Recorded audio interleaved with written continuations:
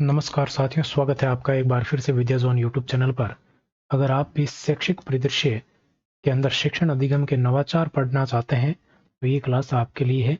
अगर आप तैयारी कर रहे हैं रीट की थर्ड ग्रेड मेंस भर्ती परीक्षा की तो ये क्लास आपके लिए रहने वाली है और ये क्लास आपके लिए बहुत ही बेहतरीन, शानदार, लाजवाब रहने वाली है, क्योंकि इसके अंदर हम पढ़ने वाले हैं बहुत ही महत्वपूर्ण टॉपिक और उसके अंदर बात करने वाले हैं शिक्षण अधिगम के नवाचार।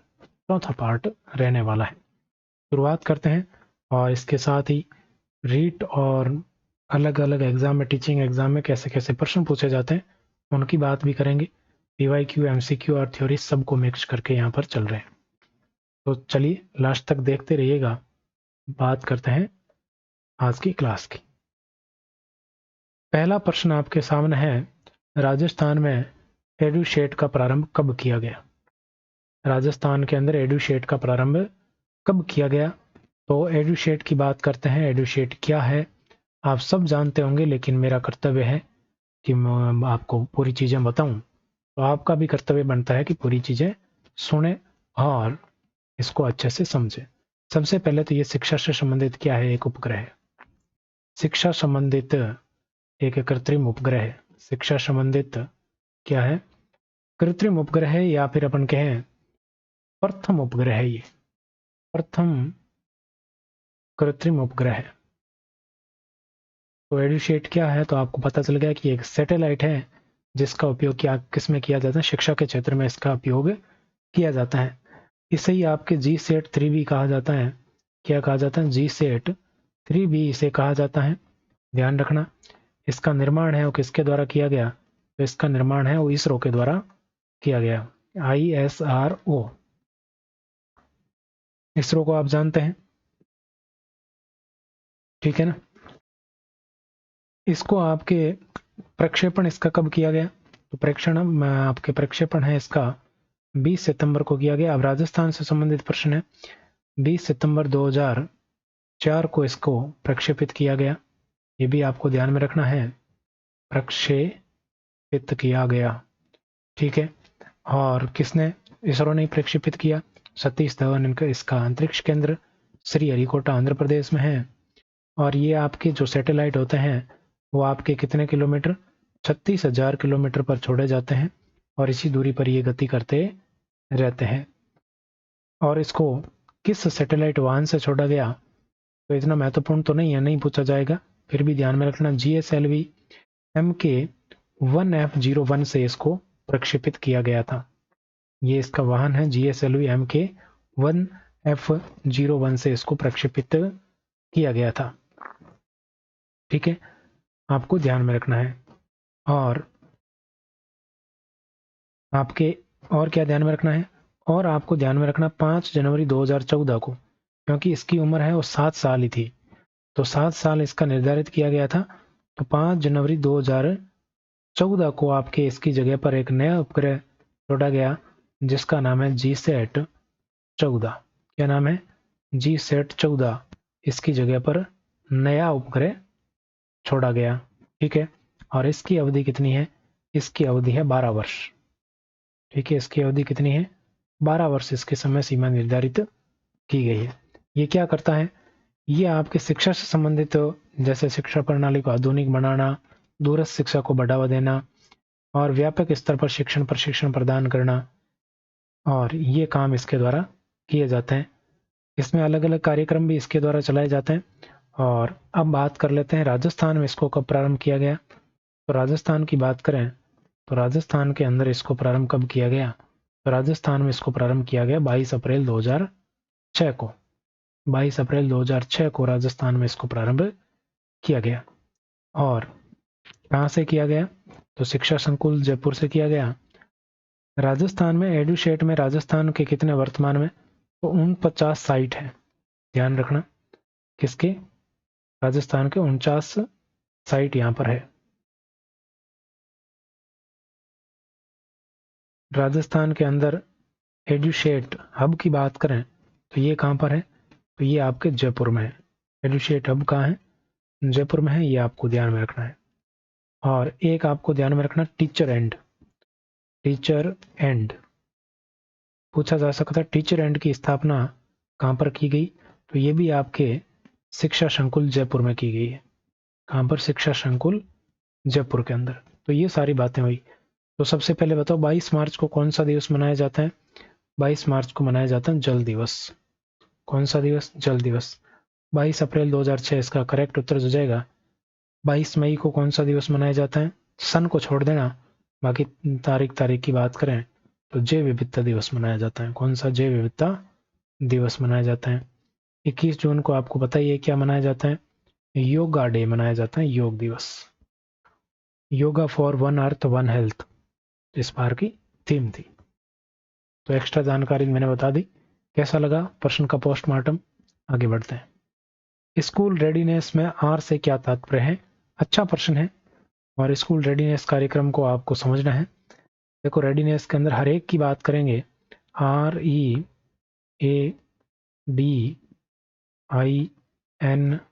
READINESS, प्रत्येक का अर्थ मैं आपको बताऊंगा और आपको भी ध्यान में रखना है।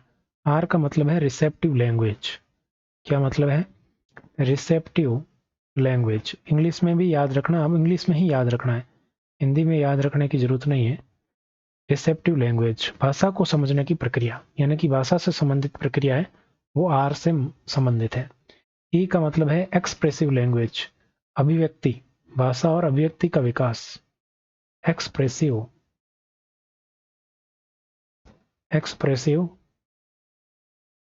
लैंग्वेज। ए का मतलब क्या है? अटेंशन। ए का मतलब क्या है? अटेंशन।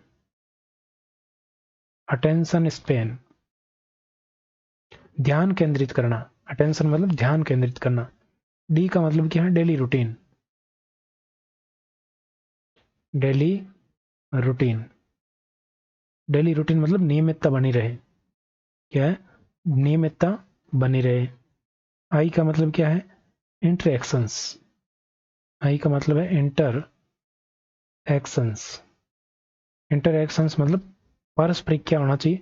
संवाद होना चाहिए, आपसी संवाद। एन का मतलब क्या है? एन का मतलब क्या रहेगा आपके? नेचर्स कॉल, प्राकृतिक शारीरिक क्रियाओं पर नियंत्रण। Nature's call, nature's call. E का मतलब क्या है? Eating skill. क्या है मैं पूरा समझाऊंगा आपको ना।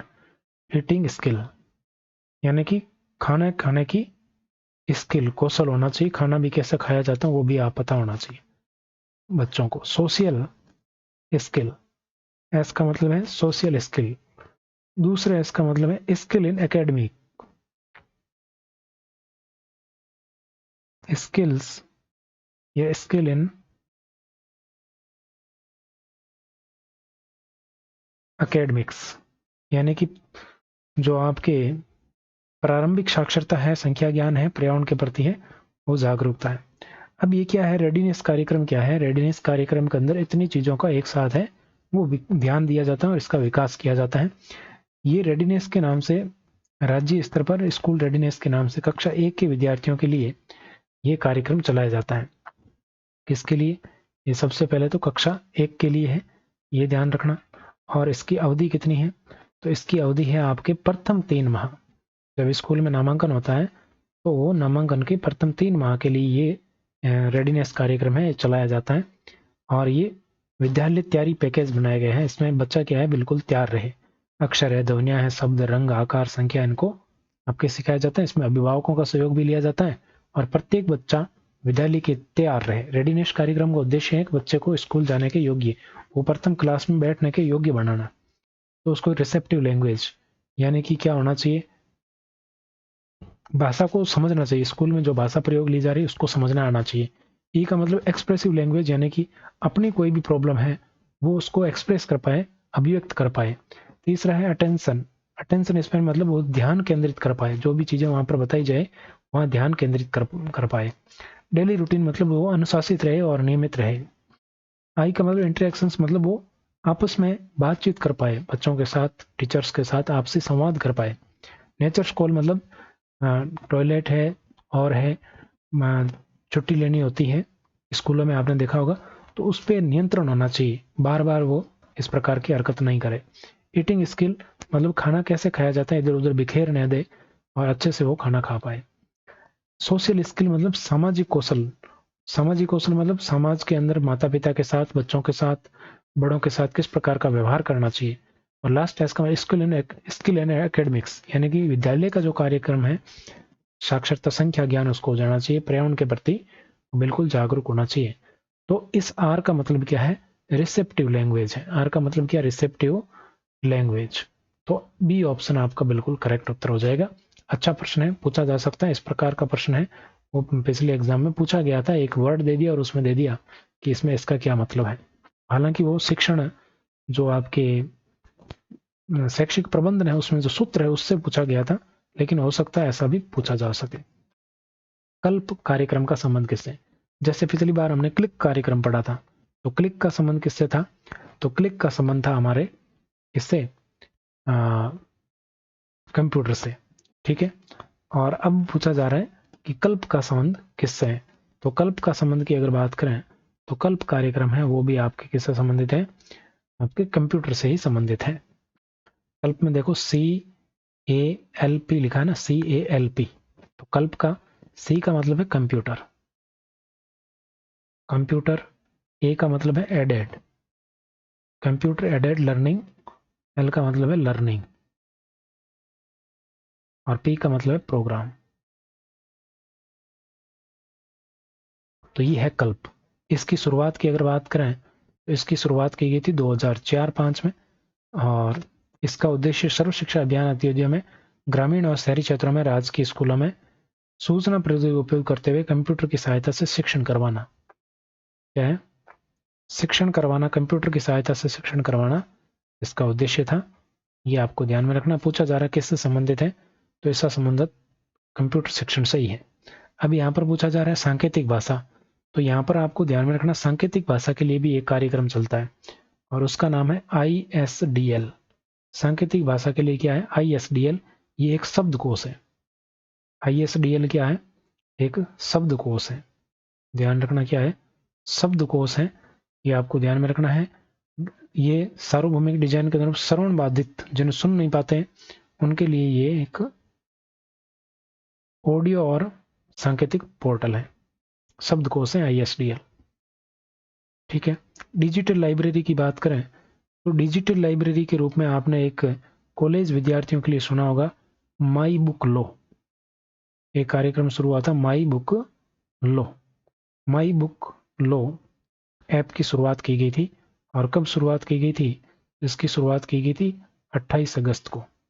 28 अगस्त 2021 को इसकी शुरुआत की गई थी माई बुक लो की। कॉलेज एजुकेशन से संबंधित है ये, ध्यान रखना। ठीक है, आगे बढ़ते हैं। अगला प्रश्न देखो, निम्न में से असत्य कथन है। असत्य कथन आपको बताना है। देखो, 1 अप्रैल 2022 को भारत सरकार द्वारा उल्लास नव भारत साक्षरता कार्यक्रम की शुरुआत की गई। बहुत ही शानदार प्रश्न है, और 1 अप्रैल 2022 को ये शुरू किया गया था। इसमें वित्तीय प्रबंधन अगर बात करें तो वित्त व्यवस्था क्या है, वित्त प्रबंधन। तो वित्त प्रबंधन की बात करें तो 60-40 का अनुपात रहेगा। 60 सेंटर का और स्टेट का कितना है, 40 है। ठीक है, और अगला कथन देखो, इसका उद्देश्य 15 वर्ष से अधिक आयु के असाक्षरों को, किसको, असाक्षरों को बुनियादी साक्षरता और संख्या ज्ञान प्रदान करना। ठीक है, सही बात है ये भी। इस कार्यक्रम में वर्तमान में प्रौढ़ शिक्षा शब्द का उपयोग किया गया है। पहले प्रौढ़ शिक्षा था, लेकिन वर्तमान में कौन सा शब्द यहाँ पर काम में लिया जा रहा है, वर्तमान में लिया जा रहा है सभी के लिए शिक्षा।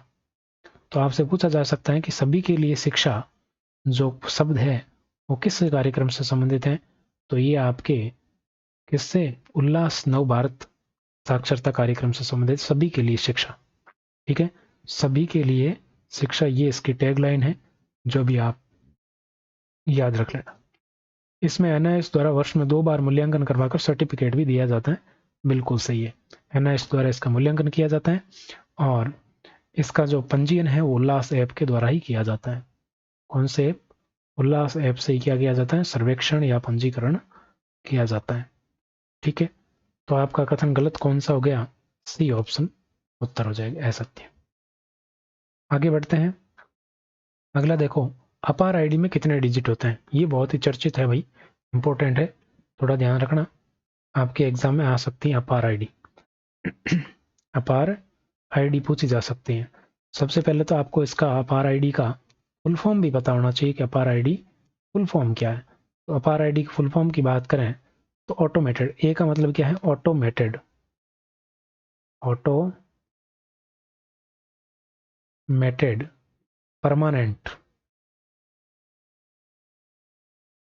Automated permanent academic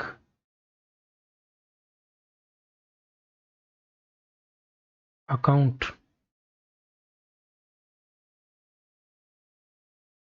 registry. ऐसी एक किसान संबंधित योजना है जिसका नाम है एग्री स्टेक, वो भी पूछी जाएगी, याद रख लेना, उसको भी याद कर लेना।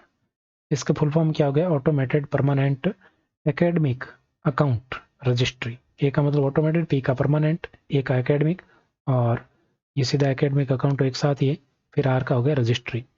ये आपके अपार आईडी हर किसी की बनाई जाती है। इससे क्या होता है? इससे आपकी ट्रैकिंग होती है, जो शैक्षिक प्रगति है उसकी क्या की जाती है? ट्रैकिंग की जाती है। शैक्षिक प्रगति की ट्रैकिंग की जा सकती है, उसको ट्रैक किया जा सकता है, ठीक है। और ये एक यूनिक आईडी होती है, इससे भ्रष्टाचार और भर्ती परीक्षा में होने वाली गड़बड़ी भी रोकने में मदद मिलेगी। इसमें जो आईडी होती है ना, आईडी के अंदर कितने अंक होते हैं? तो ये 12 अंक की आईडी होती है। कितनी? 12 अंक की आईडी होती हैं। ये आपको ध्यान में रखना, ये आपके लिए महत्वपूर्ण है। तो कितने डिजिट होते हैं? 12 डिजिट होते हैं। बी ऑप्शन आपका उत्तर हो जाएगा, ठीक है। कितने? 12। अगला देखो, स्टार्स योजना कब प्रारंभ की गई? ये भी बहुत शानदार है, स्टार्स योजना। तो स्टार्स योजना की बात करें तो सबसे पहले यहाँ पर लिखा है 1 अप्रैल। क्या लिखा है? 1 अप्रैल 2022। क्या 1 अप्रैल 2022 को शुरू हुए थे? 1 अप्रैल 2022 को शुरू हुआ था क्या? बिल्कुल नहीं। तो 1 अप्रैल 2022 को क्या शुरू हुआ था? तो नव भारत, अभी हम जो पीछे पढ़कर आए, नव भारत उल्लास कार्यक्रम, नव भारत उल्लास कार्यक्रम है, ये 1 अप्रैल को शुरू हुआ था, ठीक है। इसके बाद में देखिएगा अगला क्या है? 18 अगस्त 2020। 18 अगस्त 2020, तो 18 अगस्त 2020 को एक कार्यक्रम शुरू हुआ था। वो कौन सा था? कार्यक्रम तो नहीं था एक्चुअली, वो थी देववाणी ऐप। कौन सी ऐप? देववाणी ऐप शुरुआत हुई थी 18 अगस्त 2020 को। ये आपके संस्कृत शिक्षा से संबंधित हैं, इससे संस्कृत शिक्षा से संबंधित हैं, ठीक है। 16 अक्टूबर 2020 की बात करें तो 16 अक्टूबर 2020 को कौन सा कार्यक्रम शुरू हुआ? स्टार्स कार्यक्रम शुरू हुआ, ठीक है। 25 जून 2021 की बात करें तो 25 जून 2021, ये महत्वपूर्ण है, ध्यान रख लेना। मुख्यमंत्री कोरोना बाल सहायता योजना, मुख्यमंत्री कोरोना बाल सहायता योजना, इसकी शुरुआत कब की गई? 21 में की गई। 25 जून 2021 को शुरुआत की गई है किसकी? मुख्यमंत्री कोरोना बाल सहायता योजना की। अब देखिए यहाँ पर बात करते हैं किसकी? अपन बात करते हैं स्टार्स कार्यक्रम की। 16 अक्टूबर को शुरू हुआ है। स्टार्स में आपको क्या ध्यान में रखना है कि स्टार्स में आपके सबसे पहले तो इसके लिए इसका मूल्यांकन है वो किसके द्वारा किया जाता? स्टार्स, स्टार्स कार्यक्रम। इसकी अगर फुल फॉर्म की बात करें तो strengthening teaching learning and digital results for states, यानी कि राज्यों के अंदर टीचिंग लर्निंग और रिजल्ट को क्या करना है? स्ट्रेंथ देनी है, उसमें सुधार लाना है। इसके लिए स्टार कार्यक्रम शुरू किया गया था। और इसके मूल्यांकन के लिए, इसमें मूल्यांकन है वो किसके द्वारा किया जाता था? मूल्यांकन किया जाता था परख के द्वारा। किसके द्वारा? परख। तो परख में PARAKH, ये ऐसे है परख, ध्यान रखना इसका। तो परख है, ये एक मूल्यांकन केंद्र है। पूछा जा सकता है कि क्या है, तो ये मूल्यांकन प्रणाली है या मूल्यांकन केंद्र है, ये आपसे पूछा जा सकता है, ध्यान रखें, ठीक है। ये परख के बारे में थोड़ा आपको ध्यान में रखना है कि परख क्या है, ठीक है। बिल्कुल अच्छे से इस परख को ध्यान में रखना है, ठीक है। आगे बढ़ते हैं। तो ये स्टार्स के बारे में पता चल गया आपको, मूल्यांकन इसमें परख के द्वारा किया जाएगा। मुख्यमंत्री कोरोना बाल सहायता योजना में 18 वर्ष की आयु तक प्रति माह कितनी राशि दी जाती है? इसको थोड़ा सा ध्यान में रखना कि इसमें अलग अलग तरह से राशि दी जाती है जो अनाथ बालक बालिका हैं उनको। तो इसमें एक मुश्त पूछे आपसे कि एक मुश्त कितनी राशि दी गई, तो एक मुश्त राशि दी गई 1 लाख की। कितनी आर्थिक सहायता दी गई? एक मुश्त पूछ ले तो 1 लाख रुपए। और पूछे कि 18 वर्ष तक कितने, 18 वर्ष तक पूछे तो 18 वर्ष तक आयु हो जाए तब तक 2500 रुपए तो आपको मिलेंगे प्रति माह। 2500 रुपए प्रति माह प्लस 2000 रुपए वर्ष के, 2000 रुपए वार्षिक मिलेंगे, ये ध्यान रखना है। और जब 18 वर्ष कंप्लीट हो जाए, 18 वर्ष पूर्ण हो जाए, तो 18 वर्ष पूर्ण होने पर आपके कितने मिलेंगे? 18 वर्ष पूर्ण होने पर 5 लाख। 18 वर्ष पूरे होते ही कितने मिल जाएंगे? 5 लाख मिल जाएंगे। ये आपको ध्यान में रखना है। और सरकारी विद्यालयों में छात्रावास में कक्षा 12 तक निःशुल्क शिक्षा दी जाएगी इसमें, और बेरोजगारी भत्ता भी मिलेगा, सब कुछ मिलेगा। अब एक प्रावधान और है विधवा महिला के लिए। ये तो हो गया बच्चों के लिए, ये किसके लिए? ये तो बच्चों के लिए, ठीक है। विधवा जो महिला है उसकी बात करें, मान लो एक सदस्य गैर विधवा महिला है तो उसको 1 लाख रुपए की तत्काल सहायता के, इसको भी तत्काल तुरंत, या फिर एक मुश्त की बात करें तो एक मुश्त इसको भी कितने मिलेंगे? 1 लाख मिलेंगे। ये बच्चों के लिए कब है? जब दोनों ही चले गए माता पिता, यानी बिल्कुल अनाथ हो गए, तो उनके लिए है ये। फिर विधवा महिला है तो उसके लिए एक मुश्त तो कितनी? 1 लाख रुपए है। फिर आपके पेंशन कितनी है? तो आपके 1500 रुपए प्रति माह, 1500 रुपए प्रति माह है दूसरा प्रावधान।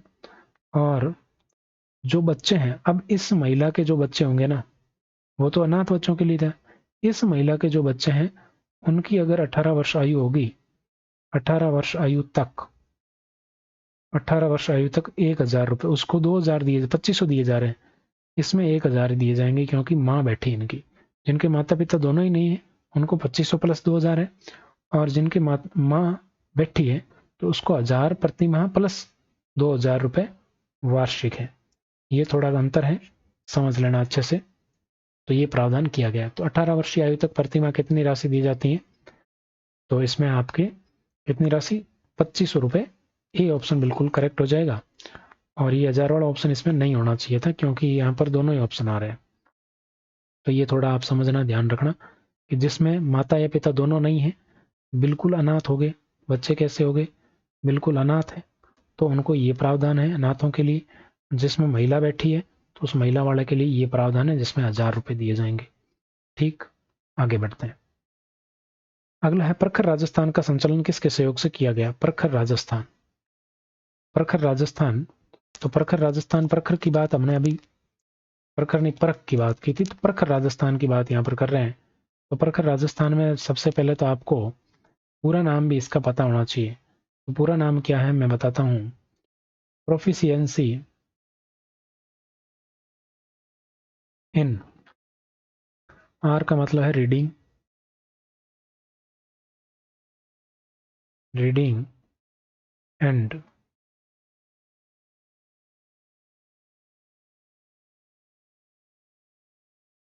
न्यूमरेसी विद, विद, विद क्या हो जाएगा? विद नॉलेज एंड होलिस्टिक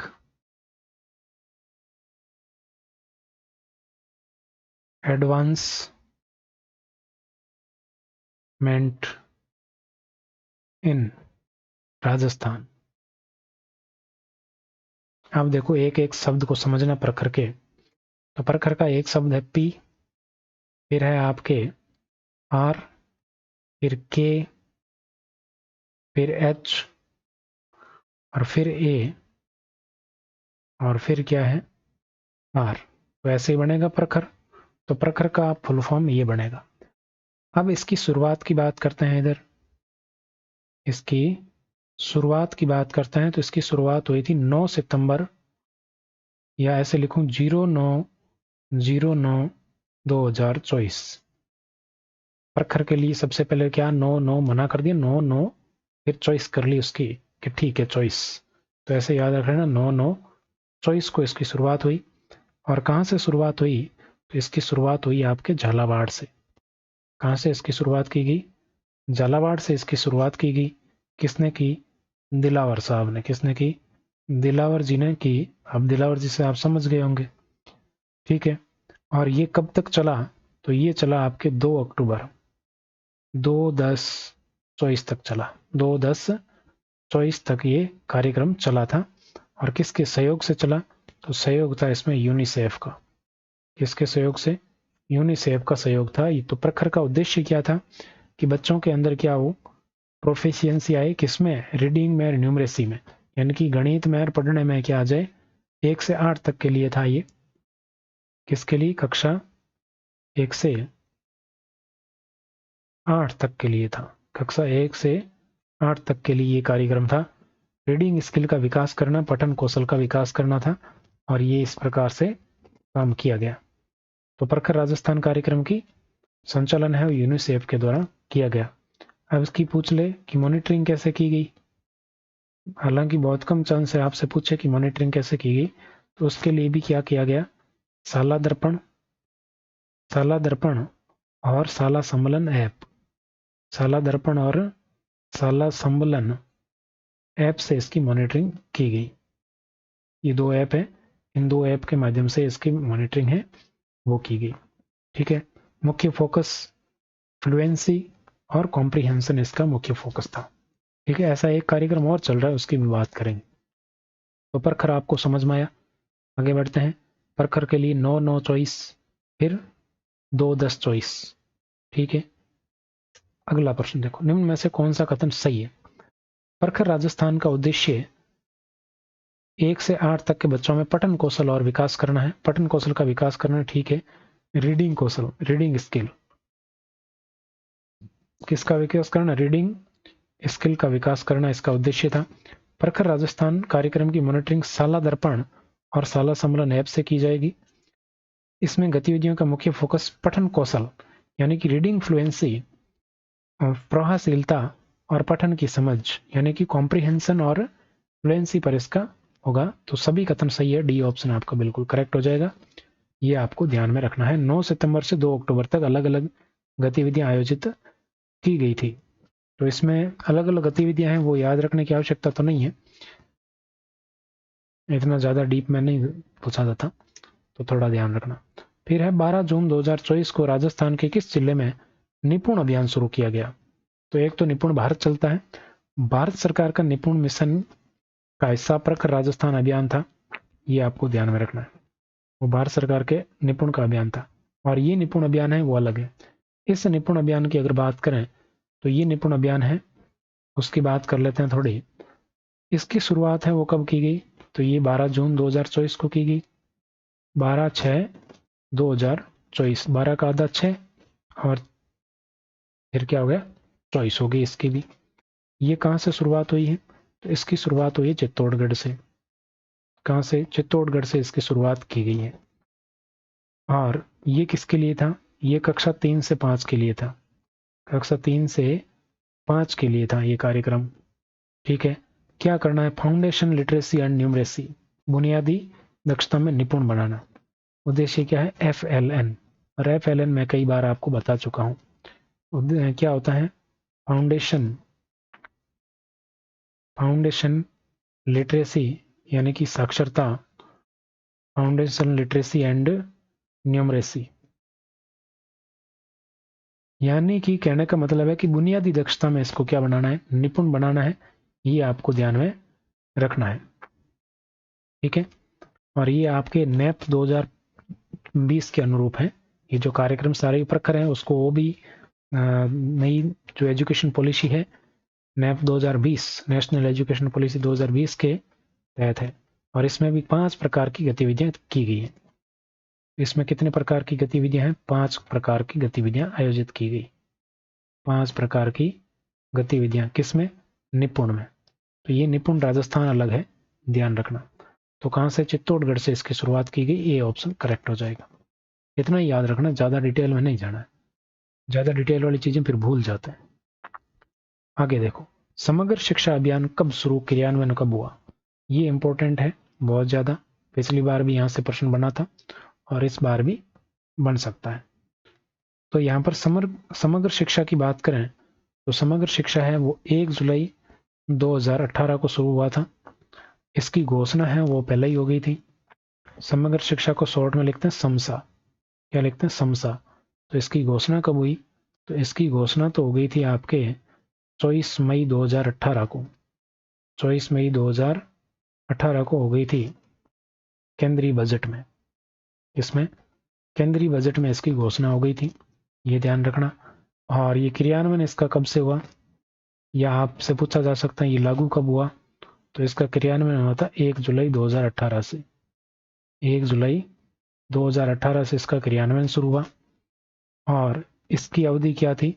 1 अप्रैल 2018 से 30 मार्च 2018 तक। अवधि पूछे आपसे तो 1 अप्रैल 2018 से 30 मार्च 2020 तक इसकी अवधि शुरुआत में निर्धारित की गई थी। इसका आदर्श वाक्य क्या है ये आपसे पूछा जा सकता है, क्योंकि बहुत ही महत्वपूर्ण और चर्चित योजना है। सबको शिक्षा, अच्छी शिक्षा। क्या? सबको शिक्षा, अच्छी शिक्षा। सबको शिक्षा, अच्छी शिक्षा, ये इसका क्या है? आदर्श वाक्य था। ठीक है। वित्तीय प्रबंधन, तो वित्तीय प्रबंधन वही है 60-40। वित्तीय प्रबंधन की बात करें तो वही 60-40 रहेगा, 60 सेंटर का, 40 स्टेट का। समग्र शिक्षा अभियान की शुरुआत आपके की गई तो इसमें कौन कौन शामिल था ये आपसे पूछा जा सकता है। इसमें कौन कौन शामिल है, किस किस को समाहित किया गया इसमें? तो इसमें एक तो समाहित किया गया सर्व शिक्षा अभियान, SSA, सर्व शिक्षा अभियान इसमें शामिल। राष्ट्रीय माध्यमिक शिक्षा अभियान यानी कि RMSA, रमसा इसमें शामिल था। फिर शिक्षक शिक्षा, जिसको टीचर एजुकेशन कहते हैं, वो भी इसमें शामिल था। इन तीनों को मिलाकर समग्र शिक्षा अभियान है वो बनाया गया था, ये आपको ध्यान में रखना है। सर्व शिक्षा अभियान है ये कक्षा 1 से 8 तक के लिए होता था और रमसा है वो कक्षा 9 से 12 के लिए होता था। और ये टीचर एजुकेशन है वो सबके लिए होता ही था, टीचर्स के लिए। अब यहाँ पर बात करें तो ये आपके जो है राजस्थान प्रारंभिक शिक्षा परिषद द्वारा चलाया जाता था। राजस्थान प्रारंभिक शिक्षा परिषद, जो सर्व शिक्षा अभियान है वो राजस्थान प्रारंभिक शिक्षा परिषद द्वारा चलाया जाता था और इसको शुरुआत किया गया था 2001-2 में। और जो रमसा है इसकी बात करें तो ये माध्यमिक शिक्षा, राजस्थान माध्यमिक शिक्षा परिषद द्वारा इसको चलाया जाता था और इसकी शुरुआत की गई थी 2009 में। ठीक है, तो ये सारे बातें आपको ध्यान में रखना है। इसको कहते हैं RCSE और इसको कहते हैं RCEE। ठीक है, प्रारंभिक शिक्षा यानी कि elementary education. Rajasthan council for elementary education और Rajasthan council for secondary education. ठीक है, तो ये यहाँ पर इनको मिलाकर इसका किया गया था। ठीक है, आपसे यही पूछा जा सकता है और इसमें उत्तर क्या हो जाएगा? 1 जुलाई 2018 को समग्र शिक्षा अभियान की शुरुआत की गई। आगे बढ़ते हैं। समग्र शिक्षा अभियान के अंतर्गत खंड स्तर का सर्वोच्च अधिकारी कौन होता है? PYQ। पिछली बार पूछा गया ये रीट 2023 में, रीट मेंस 2023 के अंदर ये पूछा गया था। तो इसमें उत्तर क्या हो जाएगा? CDO, DO, CBO। कैसे होगा बताओ देखें। तो इसमें मैं हायरार्की बता देता हूँ। सतत शिक्षा विभाग का ढांचा हो चाहे कैसा भी हो, तो आपके राज्य स्तर पर, सबसे पहले बात करते हैं राज्य स्तर पर, तो राज्य स्तर पर कौन होता है? निदेशक होता है। राज्य स्तर पर तो कौन होता है? निदेशक होता है। फिर जिला स्तर पर कौन होता है? तो जिला स्तर पर होता है जिला साक्षरता एवं सतत शिक्षा अधिकारी। वो सतत शिक्षा में होता है लेकिन जिला शिक्षा अधिकारी भी होता है, ये होता है जिला स्तर पर। कौन होता है? जिला स्तर पर डिस्ट्रिक्ट एजुकेशन ऑफिसर। और CBO कहाँ होता है? ब्लॉक स्तर पर होता है। ठीक है, PO कहाँ होता है? पंचायत स्तर पर होता है। ये आपको ध्यान रखना है। तो सी ऑप्शन आपका करेक्ट हो जाएगा। कौन सा? सी ऑप्शन बिल्कुल करेक्ट उत्तर हो जाएगा। अगला प्रश्न देखो, समग्र शिक्षा अभियान 2.0, ये 2.0 आ गया, वो पहले का था। अब ये नई एजुकेशन राष्ट्रीय शिक्षा नीति 2020 और सतत विकास लक्ष्य के साथ सीखने के लिए इसमें अपग्रेड किया गया है और इसको 2.0 नाम दिया गया है। इस अभियान की मंजूरी की बात करें तो इसमें देखो, इस अभियान की अवधि 1 अप्रैल 2021 से 31 मार्च 2026 तक होगी। 1 अप्रैल 2021 से 31 मार्च 2026 तक होगी। ये आपके लिए इंपॉर्टेंट प्रश्न है। फिर कह रहे हैं ये अभियान पूर्व प्राथमिक कक्षाओं से 12वीं तक प्रभावी होगा। बिल्कुल सही है। खेलो इंडिया स्कूल गेम्स में 2 पदक लाने वाले विद्यालयों को 25,000 रुपए खेल अनुदान दिया जाएगा। बिल्कुल सही है, ये भी इसके अंदर प्रावधान है। फिर कहा जा रहा है कि 16 से 19 आयु वर्ग के सभी विद्यार्थियों को 2,000 रुपए प्रति वर्ष सहायता दी जाएगी। ये बिल्कुल गलत है। तो यहाँ पर बात करते हैं, उत्तर तो आपका डी ऑप्शन हो जाएगा। अब इसकी डिटेल समझो। उत्तर डी हो गया, डिटेल समझो। डिटेल क्या है? सबसे पहले तो इसकी मंजूरी कब मिली? जो सर्व शिक्षा में समग्र शिक्षा अभियान 2.0 है, इसकी मंजूरी मिली 4 अगस्त 2021 को, यानी कि 4/8/21 को इसकी मंजूरी मिली। अवधि आपको पता चल गई, अवधि कब से कब है? तो ये 1 अप्रैल 2020 में वो समाप्त हो गया था, है ना। 1 अप्रैल 2021 से 31 मार्च 2026 तक, 31 मार्च 2026 तक ये चलेगा। ये इसमें अवधि है। वित्तीय अनुपात वही है, बार बार बताने की आवश्यकता नहीं होनी चाहिए। वित्तीय अनुपात वही है। यहाँ पर खेल वालों के लिए 25,000 का प्रावधान किया गया है। और क्या है? ये अभियान कक्षा 12वीं तक के लिए पूर्व प्राथमिक से 12वीं तक के लिए है। पूर्व प्राथमिक से 12वीं तक है, 12वीं तक के लिए बच्चों के लिए है। महत्वपूर्ण क्या है कि 16 वर्ष से 19 वर्ष आयु कितनी? 16 वर्ष से 19 वर्ष की आयु के कौन बच्चे होने चाहिए? SC हो सकते हैं, ST हो सकते हैं, ठीक है, या फिर जो फिजिकली हैंडीकैप्ड होते हैं वो हो सकते हैं। जो विद्यालय नहीं आ पाते हैं उन्हें ओपन स्कूल के लिए माध्यम से, किससे? ओपन स्कूल, उनके लिए ऑप्शन क्या है? ओपन स्कूल से पढ़ाई करने या शिक्षा पूर्ण करने के लिए 2,000 रुपये प्रति वर्ष आर्थिक सहायता दी जाएगी। ओपन स्कूल से पढ़ने के लिए क्यों दी जाएगी? ओपन स्कूल से पढ़ने के लिए 2,000 रुपये प्रति वर्ष सहायता दी जाती है। प्रति वर्ष आर्थिक सहायता दी जाती है इस अभियान के तहत। ये भी ध्यान में रखना है, ठीक है। अब इस अभियान के तहत है ना, अलग अलग निपुण भारत पहल भी इसी में शामिल है। प्रत्येक सलाह अंतरण भी इसमें शामिल है। बहुत सारे अभियान इसमें कंबाइंड कर दिए गए। परख भी इसमें शामिल कर दिया गया है, ठीक है। तो परख की फुल फॉर्म भी मैं अभी आपको बताने वाला हूँ। ये बात समझ में आ गई? आगे बढ़ते हैं। परख क्या है ये देखो, वापस आ गया परख। तो परख को ऐसे लिखा जाता है, PARAKH, ऐसे लिखा जाता है परख। वो पहले प्रखर था, प्रखर राजस्थान हमने पढ़ा था, वो अलग था। अब ये क्या है? परख है। तो परख में P का मतलब क्या है? परफॉर्मेंस। क्या है? परफॉर्मेंस चेक की जाएगी, परफॉर्मेंस। असेसमेंट, ए का मतलब क्या है? असेसमेंट है। ए का मतलब क्या है? असेसमेंट, ठीक है। Performance assessment. आर का मतलब क्या? रिव्यू किया जाएगा। क्या किया जाएगा? रिव्यू किया जाएगा। वी आता है यहाँ पे, तो इसको हटाते हैं।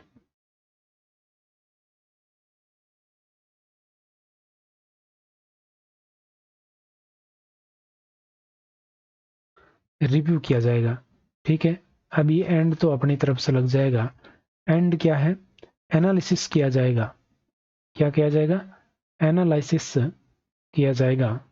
और क्या है? किसका एनालिसिस किया जाएगा? Analysis of knowledge. जो नॉलेज लिया है आपने उसका एनालिसिस किया जाएगा।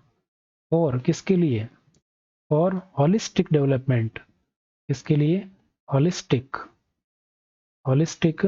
और एच का मतलब होलिस्टिक, सीधा डेवलपमेंट इसके साथ में ही है, होलिस्टिक डेवलपमेंट के लिए, ठीक है। तो ये इसकी परख की फुल फॉर्म है।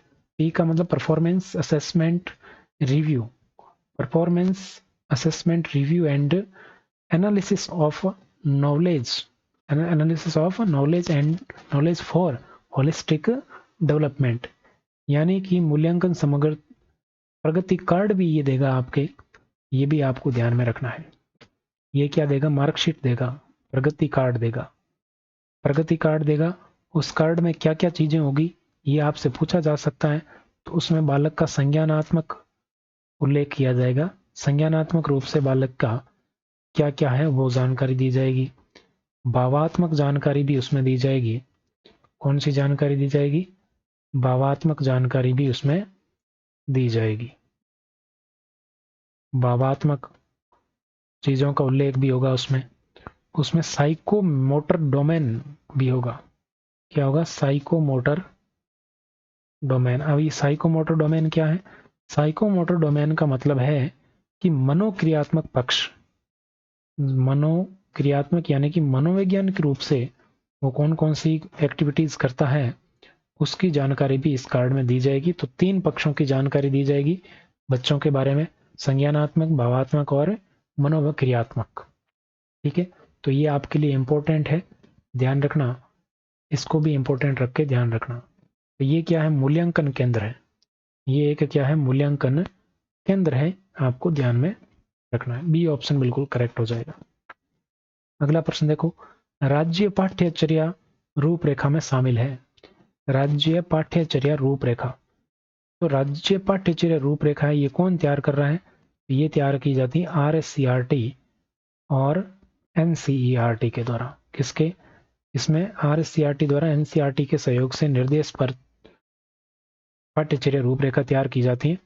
इसके कितने 4 प्रारूप है, कितने 4 प्रारूप इसके निर्धारित किए गए हैं। एक है फाउंडेशन स्टेज, दूसरा है स्कूल एजुकेशन, तीसरा है टीचर एजुकेशन और चौथा है एडल्ट एजुकेशन। चौथा कौन सा है, एडल्ट एजुकेशन। एक है एडल्ट एजुकेशन। तो एक तो हो गया फाउंडेशन, दूसरा हो गया स्कूल एजुकेशन, तीसरा टीचर एजुकेशन और चौथा है एडल्ट एजुकेशन। तो ये सभी हो जाएंगे, डी ऑप्शन आपका उत्तर होगा। पूछा जा सकता है राज्य पाठ्यचर्या रूपरेखा में कौन कौन से 4 प्रारूप है, तो ये चारों प्रारूप आपको पता होने चाहिए। अगला प्रश्न देखो, निम्न में से कौन सा RSCRT द्वारा संचालित है। तो यहाँ पर RSCRT के द्वारा कुछ कार्यक्रम चलाए गए थे। एक है डायल फ्यूचर कार्यक्रम, ये 10वीं पास, 10वीं उत्तीर्ण, 10वीं उत्तीर्ण विद्यार्थियों के लिए था, विद्यार्थियों हेतु। क्यों था ये था आपके सब्जेक्ट चयन के लिए, सब्जेक्ट हेतु। सब्जेक्ट क्या, कौन सा सब्जेक्ट लें उसके लिए हम, ये सबके मन में होता है कि कौन सा सब्जेक्ट लें, तो उसके लिए ये डायल फ्यूचर कार्यक्रम है शुरू किया गया। किसके द्वारा, RSCRT के द्वारा। और डेट ज़्यादा याद नहीं रहेगी, फिर भी अगर याद रखना चाहो तो 27 जून 2023 को इसकी शुरुआत हुई थी। हालांकि हर किसी की डेट याद रहती नहीं है, जिसको रहे वो रख सकते हैं। और यह राज्य स्तरीय योग ओलंपियाड, इसकी भी RSCRT के द्वारा ये संचालित है। स्कूल हेल्थ एंड वेलनेस कार्यक्रम, ये भी आपके RSCRT द्वारा और केंद्र में NCERT द्वारा संचालित है। तो उपयुक्त सभी डी ऑप्शन बिल्कुल करेक्ट हो जाएगा, ध्यान रखना। ठीक है, क्या हो जाएगा, डी बिल्कुल करेक्ट हो जाएगा। अगला प्रश्न देखिए, अगला प्रश्न है विशिष्ट शिक्षा के क्षेत्र में। ये देखो PYQ है। अब आपके सामने क्या आ रहे हैं, PYQ आ रहे हैं, अच्छे से समझें। ये रीट L2 27 फरवरी 2025 को इवनिंग में पूछा गया, 2025 के लेटेस्ट प्रश्न है। तो देखिए कैसे प्रश्न यहाँ पर पूछा जाता है। तो यहाँ पर विशिष्ट शिक्षा के क्षेत्र के अकादमिक कार्यक्रम निम्नलिखित में से कौन सी संस्था द्वारा नियमित और नियंत्रित होता है। विशिष्ट शिक्षा के क्षेत्र में जो एकेडमिक कार्यक्रम है वो कौन सी संस्था द्वारा कंट्रोल्ड होते हैं, तो किसके द्वारा होते हैं बताओ, देखें, कमेंट करो फटाफट से। ये प्रश्न आपके लिए है, फटाफट बताओ जल्दी से, जल्दी जल्दी जल्दी करो भाई जल्दी। किसके किसके द्वारा, भारतीय पुनर्वास परिषद के द्वारा, ए ऑप्शन। अगला प्रश्न देखो, अगला प्रश्न है प्रधानमंत्री नवोन्मेषी शिक्षण कार्यक्रम ध्रुव का उद्देश्य क्या है।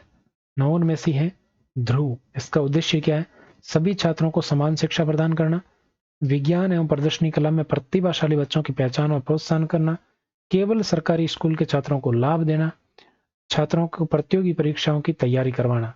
तो इसका उद्देश्य क्या है?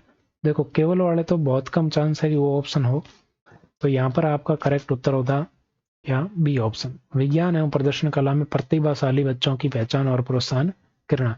एक आपने यूट्यूब पर देखा होगा कि लंबे वाला कंसेप्ट है वो बहुत काम करता है, तो भाई साहब यहाँ पर वो कंसेप्ट काम कर गया कि जो ऑप्शन सबसे बड़ा वो ही आपका करेक्ट उत्तर हो गया। अगला देखो, समग्र शिक्षा अभियान और योजना का उद्देश्य समान एवं समावेशी कक्षा वातावरण के साथ गुणवत्तापूर्ण शिक्षा सुनिश्चित करना है। ये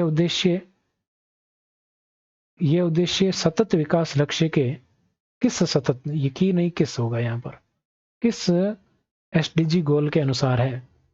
एसडीजी गोल इंडेक्स, एसडीजी इंडेक्स आता है आपको बताएं, उसमें कितने गोल निर्धारित किए गए हैं, तो उन गोल में से कौन से नंबर का गोल है जो ये कहता है कि समान और समावेशी शिक्षा का वातावरण बनना चाहिए, गुणवत्तापूर्ण शिक्षा सुनिश्चित की जानी चाहिए। तो ये एसडीजी का चौथा गोल है। कौन सा है? चौथा गोल है, इसीलिए समग्र शिक्षा अभियान आया था। तो एसडीजी 4, ठीक है, ये फर्स्ट ग्रेड में पूछा हुआ प्रश्न है 2024 में। अगला देखो, अगला प्रश्न है बहुत अच्छा प्रश्न है। दीक्षा पोर्टल हमने पढ़ा है, अगर आपने पिछली क्लास नहीं देखी तो देखिएगा। दीक्षा पोर्टल के संबंध में कौन सा कथन सही नहीं है? तो देखो, इस पोर्टल के माध्यम से शिक्षक अपने विद्यार्थियों को ऑनलाइन शिक्षा दे सकते हैं, ऑनलाइन शिक्षा दे सकते हैं। इस पोर्टल का केवल अध्यापकों द्वारा ही किया जा सकता है प्रयोग। केवल आ गया तो केवल वाला तो भैया गलत ही होता है, और इसने गलत ही पूछा। राष्ट्रीय डिजिटल अवसंरचना को उनकी एनसीईआरटी पुस्तकों में दिए गए क्यूआर कोड को स्कैन के बाद ही एक्सेस किया जा सकता है। Internet connectivity